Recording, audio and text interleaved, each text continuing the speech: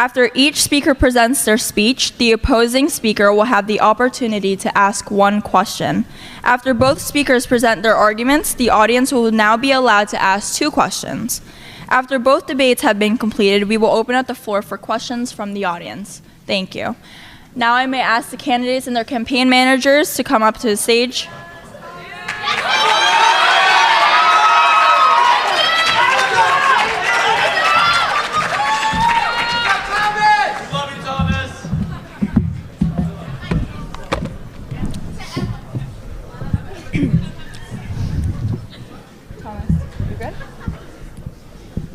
Mr. Chambers, your time starts now. Welcome to the final IPLE debate of 2023, everybody. I'm Thomas Chambers, running for your state assembly to protect transgender athletes' rights to compete how they identify. If you caught my speech Wednesday, you'll remember I was respectful and understanding. And when I finish my speech today, you'll remember I am disappointed and angry. The question is if there is a safety issue posed by allowing transgender athletes to perform in their chosen identity. I told you this was a fair question that should not be blown off as transphobic. However, this argument becomes transphobic when we ignored people's capacity to change, when science is denied, and when hyperboles are pushed, saying that transgender women are just men trying to win in an easier league. We all heard my opponent completely make up some type of equation of athletic ability, some P equals N times X plus does the athlete have a penis divided by 2 nonsense. I urged my opponent to stop referring to transgender women as biological men in her speech. We agreed to have a dignified debate about transgender athletes, not diminish anyone's identity, to make it easier to talk about for ourselves. For anyone to falsify the effectiveness of HRT would be to ignore science and facts to justify transphobic ideology and the extremist groups who threaten transgender rights and lives every day. Hormone replacement therapy replaces your hormones. It's in the name. Hormone blockers work to neutralize hormones so that new ones can be introduced. A second puberty to correct gender and physique. My opponent mentioned trans women and men in her speech 0 times. How can that be your policy? How can this be comprehensive and well thought out when you completely forgot about half of the entire population that is concerned with your ban? I want an answer to Mac Beggs. The Mac Beggs disaster is the proven outcome of this kind of ban in the real world. In Texas, high school athletes must compete in the gender on their birth certificate. So when wrestler Mac Beggs began hormone replacement therapy to transition from female to male, when he was put on testosterone and steroids, he was still forced to wrestle girls. Out of everyone outraged at this, he was the most upset. He didn't want to have that advantage. He didn't want to go undefeated 89-0 in his league that he obviously didn't belong in. If it walks like a duck, if it talks like a duck, it's a duck. Mac Beggs is a man. But transphobes rather have a Mac Beggs in every sport and completely destroy girls' sports than admit that HRT works. The Olympics and NCAA have a requirement for each transgender athlete to undergo HRT and will only permit them to compete when their hormones and their body are a level of fair competition. There are no Shaquille O'Neals dominating sports because even when the buffest guy undergoes HRT, all advantages are reversed until competition is equal. This requires a case-by-case evaluation and HRT for athletes, but it's not complicated like my opponent says it is. This would be so easy to implement in high schools to fairly include all students and avoid another Mac Beggs. If my opponent cared about girls or sports, she would focus on real problems like girls having less equipment and smaller locker rooms than boys, or the rampant sexual abuse by coaches, trainers, and officials. Instead, we're here attacking the most persecuted minority on earth. There have been 500 anti-trans laws proposed to Congress in 2023, only 5 months in. You can't watch a news station for more than 5 minutes without hearing transphobic social politics. When children learn about race and America's history of racism, they are more likely to be accepting. The UN states access to quality education has a significant role in preventing racism and discrimination, especially in the face of extremist groups trying to falsify history or science. The NJ Board of Ed states that LGBTQ, disabled, and minority historical figures must be integrated into our public education, and yet at the Hills, we integrate by only setting aside 2 lessons out of 180 days. Our schools have failed to educate us about these topics to reduce bias from the American people. Why am I the first person to tell over half of you about HRT? I've heard that this ban is not transphobic, that no further segregation will follow, but that is ignorant. This is the beginning of every genocide in history, removing the target from social life one thing at a time. How on earth can you think a person would fake being transgender right now, at a time where people are being forcefully detransitioned, hate crimed, and killed? Enlightenment philosopher Voltaire said that those who can make you believe absurdities can make you commit atrocities. I understand exaggeration in other debates, but this platform, being used to spread lies and ignore science just to win a debate, you're risking misinforming people who might one day not stand up for trans people in their time of need. Comedian Norm Macdonald said he'd never joke about transgender people because he doesn't want some idiot taking it the wrong way and punching a trans person. So why are we fueling discussion as if they should be judged and brought to violence rather than just accepting them? Yesterday was an embarrassment for IPLE. In the recorded debate, you can hear the Munch Party curse out Ms. Squillace under their breath on the mic.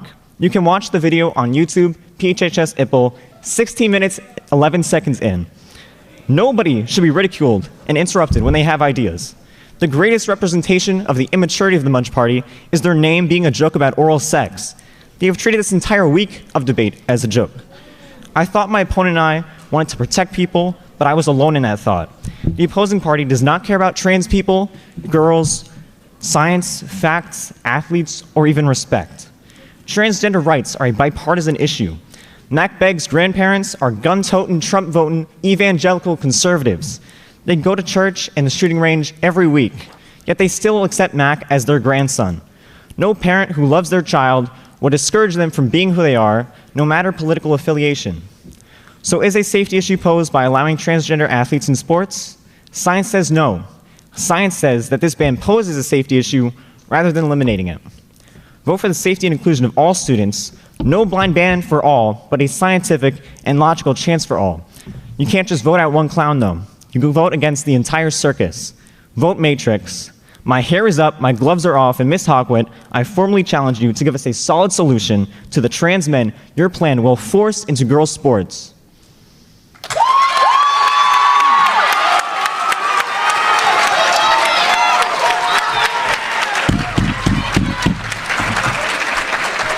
Ms. Hawkwit, you may now ask your question. Mr. Chambers, you focus heavily on hormone replacements, but would you acknowledge the fact that heart size and lung capacity stays the same and gives transgender women a competitive advantage over biological women? As I said, and in the NCAA and the Olympics, this is something that we can continue using in hormone replacement therapy. If it isn't effective enough, you just keep adding estrogen to the equation, and eventually it will balance out most issues. I understand that it may not ever reduce bone density, or heart size, or lung capacity. But we always must understand that we have to at least try to include people instead of saying that HRT is impossible to have any effect on the fairness in sports.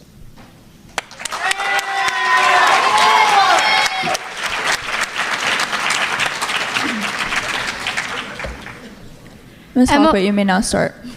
Emma Weyant, an Olympic gold medalist in female swimming. She came in second place to transgender athlete Leah Thomas in the NCAA championship. Leah Thomas beat the best female swimmer in the 500-yard event. Emma Weyant worked as hard as she possibly could to win the gold medal, and in the NCAA championship, she lost. She lost to another hard worker, but she also lost to someone who had a leg up. The playing field was never even, because they have a scientific advantage that, even despite all of her exhaustion and efforts, she will never be able to overcome.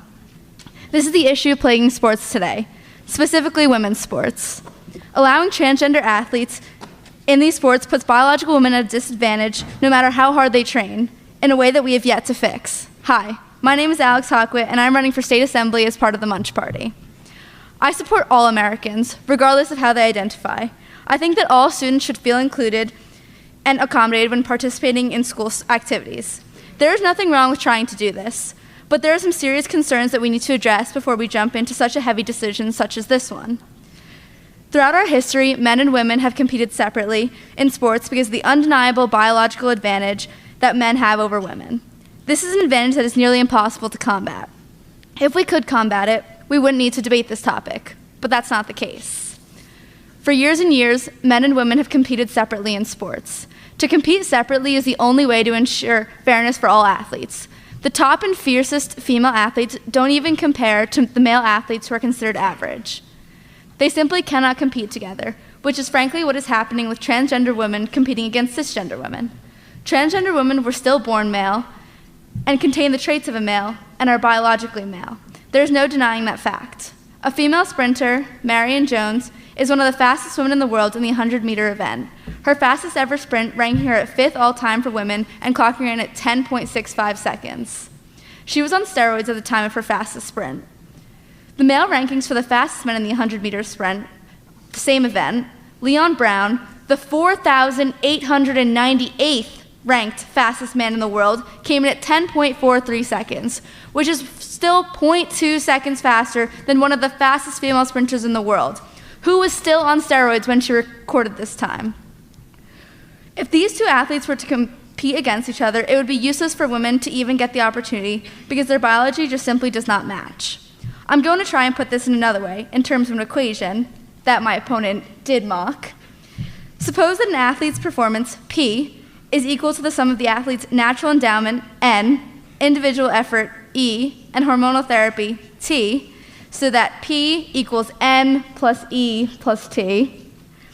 The athlete with the best performance, the highest value of P, wins the competition. 3 observations about this model are instructive. First, N includes such factors as heart size, muscle mass, hemoglobin, and lung capacity. N is exogenous in that it is completely outside the control of the athlete. Second, E includes work ethic, training regimen, diet, and exertion level. E is endogenous in that it is entirely within the control of the athlete. Finally, T represents the hormonal therapy administered to the athlete and may be understood as the endogenous counterpart to N, the factor, N, that includes all the biological factors that help the athlete cannot be controlled. They are biology speaking its truth. Women will always be at a disadvantage to biological men, and for this reason, transgender women who do still contain the biology of a man cannot be put in the same categories with cisgender women who have the biology of a woman. To do so would be outright unfair to female athletes. Biology is concrete and is very important within this topic. Scientifically, men have an advantage over women, and even the most talented women are at a disadvantage when competing against the average male athlete. This is due to reasons such as differences in muscle mass, innate strength, testosterone levels, or socially constructed gender differences. Biological men are faster and stronger. That's a fact. The difference in hormone levels gets to be a little bit more complicated, as my opponent did tell you in his speech. Transgender women and men take certain hormones to change their levels to those similar to a biological male or female and tend to take hormone suppressants to help get their hormone levels to a more appropriate level for the gender they transition to. While this is a good strive at making it more fair, which I do acknowledge, it still does not fix the issue of biology as a whole. Thus far, we have not found anything that has made it truly fair for competition. My opponent focused heavily in his speech about hormone replacements and claimed that this was enough to combat the disparities in biology. Hormone replacements do not shrink the size of your heart, and they don't make your lungs less capable, 2 important factors that give a man a leg up in sports, which transgender women do still contain the biology of a man. Likely the most famous example that has caught attention is swimmer Leah Thomas. Thomas previously competed for the men's swimming team at the University of Pennsylvania, posting the 32nd fastest 1,650-yard freestyle time in the nation for men in 2018 to 2019, and ranking 65th and 554th in the 500-yard and 200-yard freestyle, respectively. Thomas has dominated many, not all, of the swimming races in which she has competed against cisgender women. Leah Thomas was a relatively average male swimmer, but as a woman, she is consistently dominating in most categories and posting some of the fastest times seen. The argument against Thomas competing against cisgender women swimmers is that nature endowed her with certain post-pubescent physical attributes that provide a competitive advantage. These attributes include larger heart size, more hemoglobin, leaner body mass, and larger lung capacity. These physiological factors underpin the strength, speed, and recovery required to be competitive in most sports. Post-pubescent males have 15 times the amount of circulating testosterone as post-pubescent females. As I previously mentioned, there have been some efforts towards leveling the playing field, but none to combat 15 times the amount of testosterone in a man versus a woman post-pubescent. Thank you for taking your time to come to the debate. Remember that biology is concrete, and we cannot blatantly ignore these advantages. Men and women compete separately to ensure fairness and safety. Remember to vote for Alex Hawkwit, and don't take the blue pill, take a munchkin.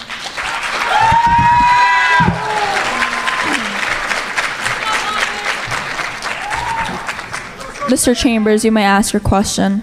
I'll ask my question, but first I want to apologize for the audience. I asked my opponent to call transgender women instead of biological men, and she refused. But you're suggesting athletic participation based on gender assigned on birth certificate, which is exactly what allowed Texas male wrestler Mac Beggs to win state champ 2 years in a row and go undefeated.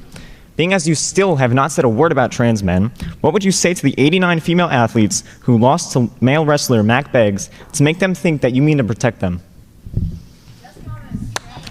I'm sorry, could I just get the last part of the question? What would you say to the 89 female athletes who lost to male wrestler Mac Beggs to make them think that you mean to protect them?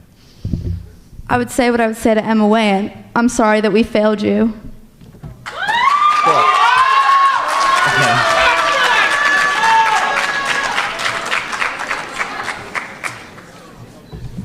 The audience will now be allowed to ask 2 questions. Sean, right there.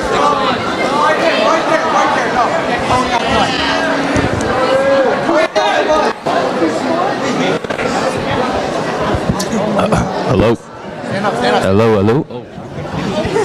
All right, this is for the Matrix Party. What if male boxers such as Mike Tyson identify with a woman and joins women's boxing? Don't you think that's an unfair advantage and putting lives at risk?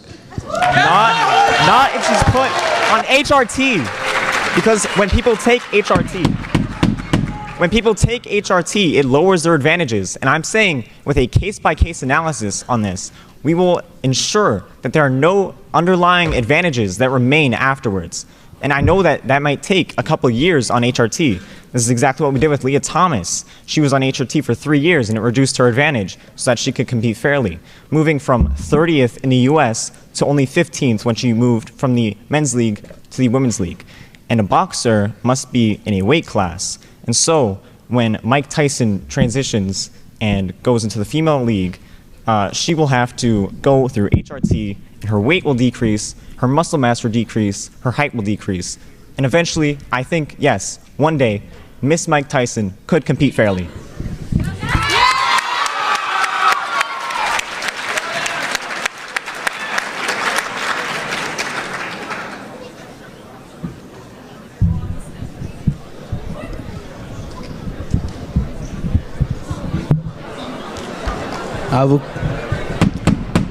I have a question for the Matrix Party.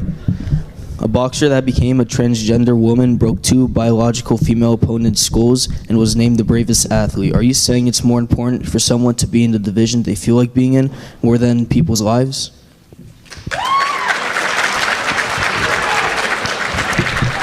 Let me ask my student athletes in the room, do you compete for any reason other than for the love of your sport? I love track.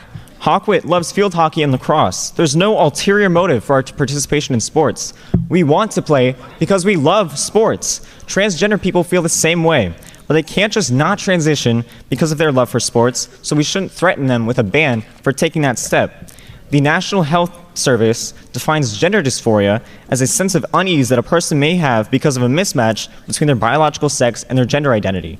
It can be so intense it can cause depression, anxiety, and have a harmful impact on their entire lives. I do not think that it is important enough to ban people for trying to be themselves. And when we implement a ban, what I think we will see is people will repress this, and they will be depressed, and they will get anxiety, all because we weren't accepting enough.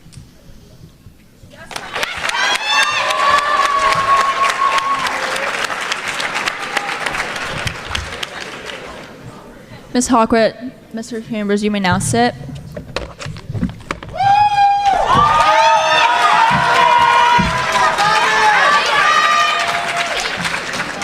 I now ask Ms. Brisson and Mr. Mazer to come up to the stage with their campaign managers.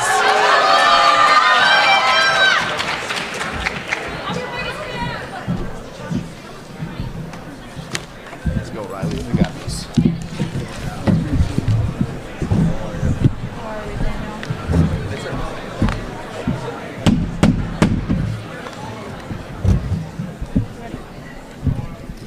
Ms. Brisson, you may now start. Hello, and welcome everyone. My name is Bella Brisson, and I am running for president with the Matrix Party. In order to best explain why we need to continue supporting Ukraine financially in its war with Russia, I will point out the misinformation in my opponent's argument. The first glaring issue I would like to address from Tuesday's debate is my opponent's alternative solution to sending funds to Ukraine, which is to increase our nuclear weapons supply. I have one question. How is that less threatening to Russia than spending our money? What do you think is going to happen once we start creating more nukes and Russia does the same? Oh, look, now China's doing it too? We are going to have another Cold War on our hands, and we can't trust Putin to keep a cool head. My opponent says he wants to avoid conflict with Russia, but nuclearization is instigation. We can claim that our aid to Ukraine is only about supporting a nation that wants its freedom, but what excuse can we give for stockpiling weapons of mass destruction? The only way Russia will interpret this solution is as preparation for war. Mr. Mazur also inaccurately illustrates how our financial situation is being affected by the amount of money we committed to Ukraine. He cites Social Security as a government program that would take a hit from our initiatives. But he only did that because the thought of losing out on retirement is a very unappealing concept. The reality of the situation can be found in the data of the US Treasury Department. Out of $6.27 trillion spent by our government in 2022, 19% of that money went towards Social Security alone. That is a whole $1.22 trillion spent on Social Security in 2022. The money we committed to Ukraine last year was 0.5% of our total spending. Think about that next time Mr. Mazur tries to tell you that helping Ukraine is putting your retirement at risk. The rest of my opponent's argument centered around the question, well, why should we help Ukraine when NATO can just do it? NATO, or the North American Treaty Organization, is an alliance of 31 countries from North America and Europe that exist to protect one another and maintain peace. Declaring war on any member of NATO means that the rest of the alliance will assume that declaration and retaliate. As of now, Ukraine is not an official member of NATO, and one person is responsible for that: Putin. For years, Putin has done everything in his power to block Ukraine from joining NATO because he has always had an invasion of Ukraine set in his sights. NATO's hands are tied in this situation.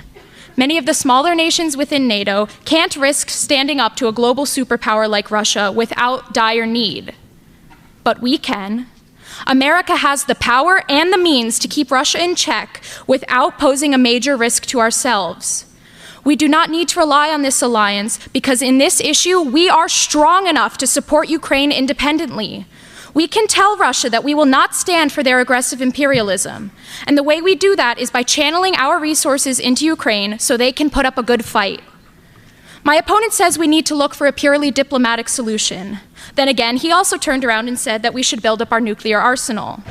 Ignoring that contradiction, I'll ask you to realize that America is in a privileged position to act with diplomacy, as we have been doing by only committing funds to Ukraine. Diplomacy is simply the act of creating or preserving peace. We have not engaged directly in this conflict. But unfortunately, Ukraine does not have the option of peace without fighting back, and not for a lack of trying either. Ukrainian President Zelensky has said, "I initiated a telephone call with the President of the Russian Federation." Result? Silence. There is no peace on Russia's terms. Ukraine is left with two options: survival or total destruction. So you can bet that the Ukrainian people will do anything to survive, even if it means sacrifices must be made, even if it means suffering through a stalemate. There is no outcome of this war where Putin allows the Ukrainian people to live in peace. Putin has demonstrated that he is not willing to cooperate. Putin has convinced himself that Ukraine is his property, and we can't rely on negotiation to change his mind. We cannot wait for Putin, a child who is making grabby hands at his favorite toy, to stop his tantrum. His destructive streak will grow and wreak havoc until it reaches our doorstep. The only way to stop this is to empower Ukraine so they can achieve the only goal they've wanted this entire war, the very thing that my opponent claims to want so much: peace. Throughout these debates, the Munch Party has made claims of peace and patriotism without consistent support to back what they are saying. I want to make it clear I am focusing on their arguments and not the individuals and not even the party. Please keep in mind that this is an educational debate. That being said, you may have heard the Munch Party use the Republic of Congo and its misfortune as a shield for the lack of evidence they have to justify gas-powered vehicles. But when Ukraine is bleeding, being treated as nothing more than the property of Russia, the Munch Party wants to turn its back on them. The Munch Party cares about the rest of the world only when it's convenient for their platform. Their platform acknowledges the vulnerable only when it furthers their agenda. What makes you think they won't do the same to the American people? To you? The Matrix Party has the maturity and the wisdom to actually accomplish what we set out to do. We are thinking of the future of this country, not just what's most appealing right now. The Matrix Party is ensuring that we have a world to keep living in. Money means nothing if the environment is past the point of salvation. Weapons of mass destruction mean nothing if we are obliterated by another country's nukes first. And American pride means nothing if we are willing to drop the world at Russia's feet and say it's yours for the taking. The Matrix Party has given you evidence of the kind of future we need. As America, we have the power to lead by example, and it starts by denying Putin the chance to step on the rest of the world as if we are nothing. It starts by proving that we will not stand for his reign of tyranny and oppression. It starts when we are not afraid to contribute an imperceptible amount of money to one of the most important causes that we have seen in years. I say we continue being a beacon of hope and freedom in this world. I say we give Ukraine a fighting chance by sharing a fraction of our wealth and power so they can have the peace they deserve, that the world deserves. Party divisions aside, we are all American. The real enemy is out in the world trying to exterminate the vulnerable for their own gain. Join me and stand with Ukraine.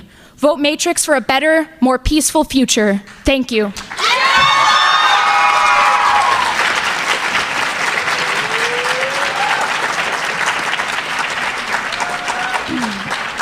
Mr. Mazur, you may now ask your question. Thank you. And I agree that this is a completely educational debate, or should have been.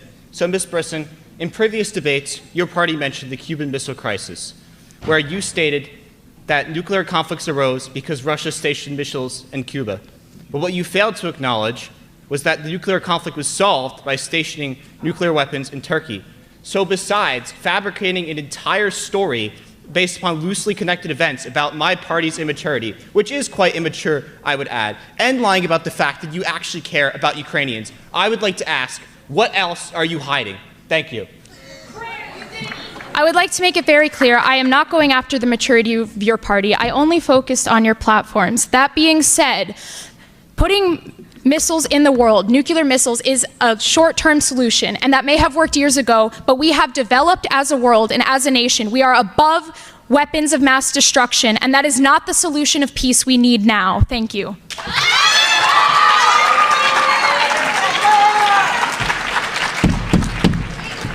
Mr. Mazur, you may start your speech.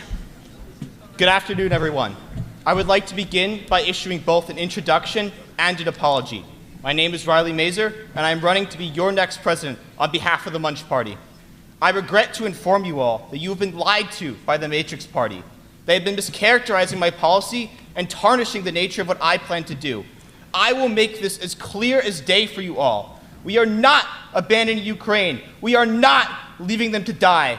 All I am trying to accomplish is to utilize the contributions of our allies in support of Ukraine while also using our nuclear arsenal to apply pressure on Russia. My opponent mentioned in our previous debate, we have spent over $40 billion on Ukraine thus far, but has completely ignored how little of that actually goes to helping Ukrainian citizens. Only about 2% of that money goes towards humanitarian aid. Only 2% of that money goes towards helping them. The other 98% goes straight into causing more damage, more death, and more destruction. All while my opponent continues to advocate for it by refusing to take action against the heinous crimes of Vladimir Putin. Instead, why not use that money we are currently spending feeding a war with no end and put that money towards our very own humanitarian aid programs? That's right, the guy who you thought just moments ago hated Ukrainians and wanted them to die is advocating for expanding our humanitarian assistance programs. The truth is, hurting Ukrainians is something I never wanted from the beginning. It was a false narrative fabricated by the Matrix Party. We spend $13 billion a year on humanitarian aid, and we spend on average $20 billion per year on Ukraine. Our current efforts in humanitarian assistance help over 10 million a year. Do you know how many more we could help with an additional $20 billion added to our budget? Our Bureau for Humanitarian Assistance, with that budget increase, could be providing for the food, water, shelter, medication of every Ukrainian and any other refugee that crosses our borders. NATO has stated in every sense that they support Ukraine, but why aren't we seeing them stand with us? Every country in NATO combined, excluding the United States, has a combined GDP of $18.3 trillion. Just 0.25% of this amount is enough to match our current defense spending we have done in Ukraine. 0.25%. Why haven't we done that already? The simple truth is that NATO doesn't care about preserving democracy. They care about our protection. We must show them that we will tolerate this no longer. We must force these robber barons to collaborate with us by providing their continued protection in exchange for their support for Ukraine. We can sustain the current fighting and use our money to pursue meaningful, impactful change. All of these other nations have been preaching that we stand for Ukraine, and I am completely on board, but it's time for them to put their money where their mouth is.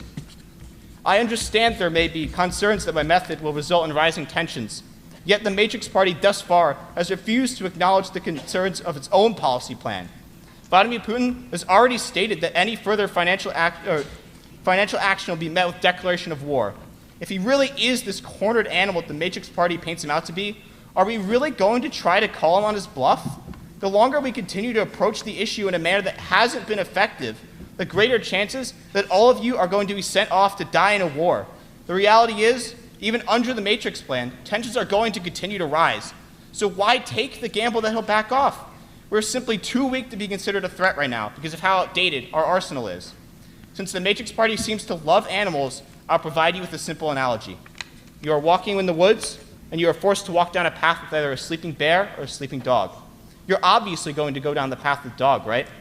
Russia continues to exert pressure on Ukraine because we do not have the power to stop them. Our nuclear arsenal is simply less advanced. They choose to step over us because under the current plan and Ms. Brisson's plan, we are that dog. If we use nuclear diplomacy to become that fierce, roaring bear that blocks out the sunlight, its enormous stature. I'm sorry. I'm getting too emotional. We can show Russia that we are not afraid to stand up to the oppression and tyranny that they have caused. The Matrix Party has told you history repeats itself but provides no context to that history. Let me enlighten you on the truth. The Cold War was fought between the US and USSR, but only one is still standing. So what happened there? The USSR had its resources spread thin by its nuclear weapons. Let me repeat myself. They withdrew from Afghanistan because they could not keep up. Russia has its hands tied already with Ukraine. Why not turn the tables? Force them to relive the mistakes they made all those years ago. The truth is out, and the Matrix Party has been exposed. They lied about my policy plans. Ask yourselves honestly, if I hated Ukrainians that badly, would I go through the painstaking process of forcing our allies to contribute more to this fight? Would I go through the trouble of escalating nuclear tensions to shift Russia's focus?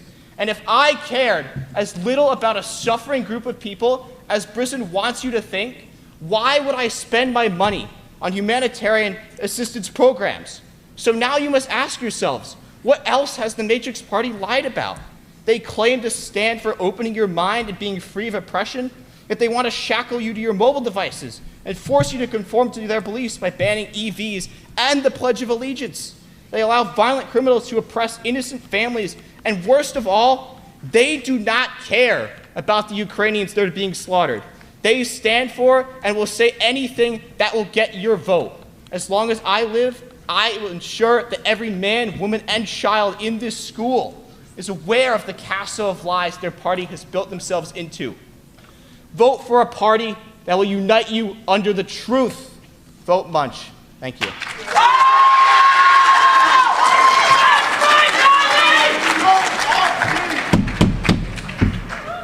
Ms. Brisson, you may now ask your question. Mr. Mazur, don't you think it should be up to the Ukrainian people, who have been showing nothing but sacrifice and heroism during this war, to decide how they need to use the money to win the war that they have been fighting and bleeding for while we sit back in safety?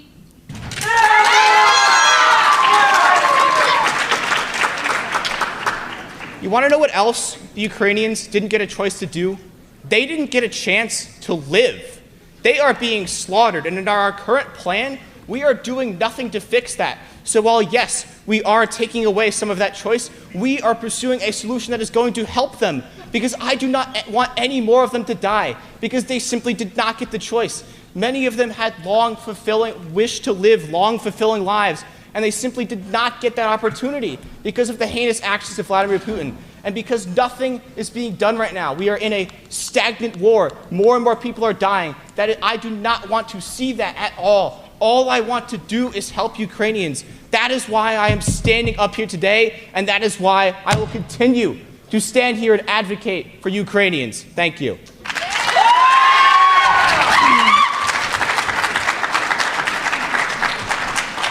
The audience will now be allowed to ask 2 questions.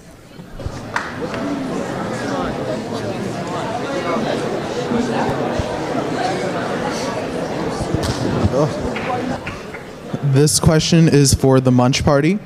Your party talks about the importance of having nuclear weapons of mass destruction as a deterrent from invasion. How do you then justify the United States' pressure on Ukraine in 1993 to completely eliminate its nuclear arsenal and then leave them out to die in such a dire time when all the people of Ukraine want is freedom in a democratic society? Thank you for your question. That was an excellent question, and I would like to clarify that that was a mistake we made in our past, and we simply cannot afford to make any mistakes. We must take the lessons from history from which we have learned that there were positive results. My opponents and the Matrix Party have talked a lot about the Cold War throughout this, but what they have failed to acknowledge are the reasons why we won the Cold War. The immense spending of Russia. Russia's economy is already so poor that we can force them to make poor decisions that they have already made in the past, because they already have fighting in Ukraine that is dragging down their economy. So if we continue to up our nuclear spending, we are seeing the exact same history repeat that was able to get us to win that war and get us to be the chieftains of democracy that we are today. So yes, while that was an actual tragedy, we must learn from that mistake. We must be better than that, and we must use the lessons from history to improve in the future. Thank you.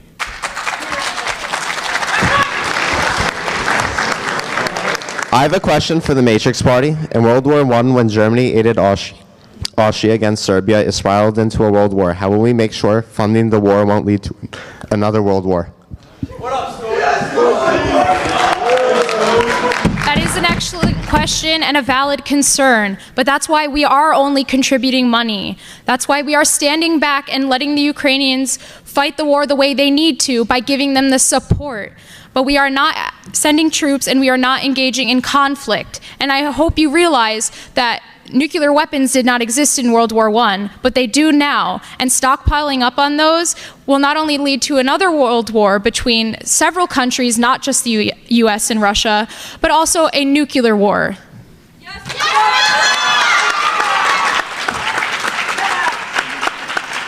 I now ask the rest of the candidates and their campaign managers to approach.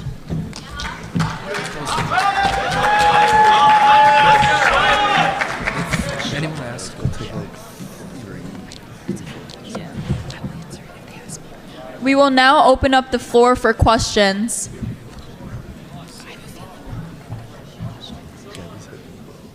Do you not have papers up here?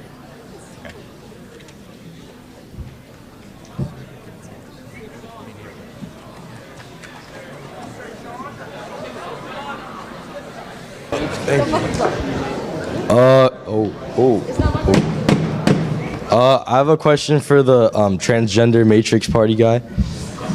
Why do you think it's okay for transgender individuals to take steroids and hormones, but it's not okay for people to take steroids and hormones and compete in their own same gender sport? Let him cook. Okay, so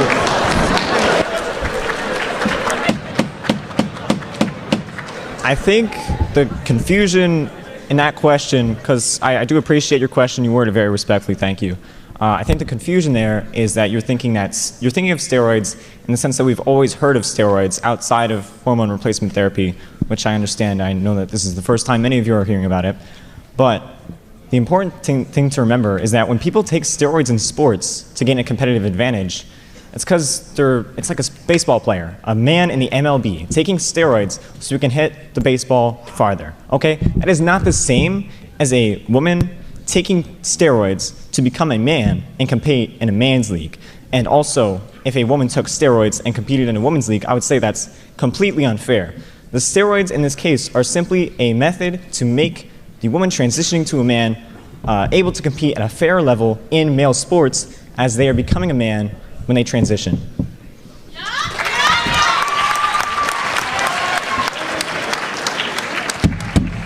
Next question, please.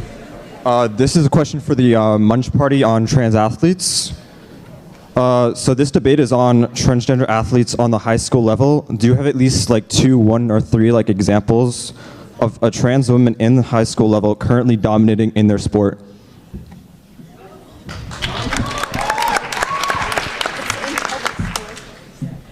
So just to clarify, the debate is actually about public schools, and there are public universities that are colleges, so my examples stand.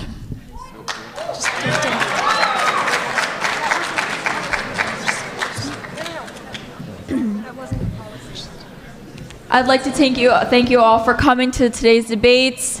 Thank you. Voting will take place on Monday. That wasn't the policy.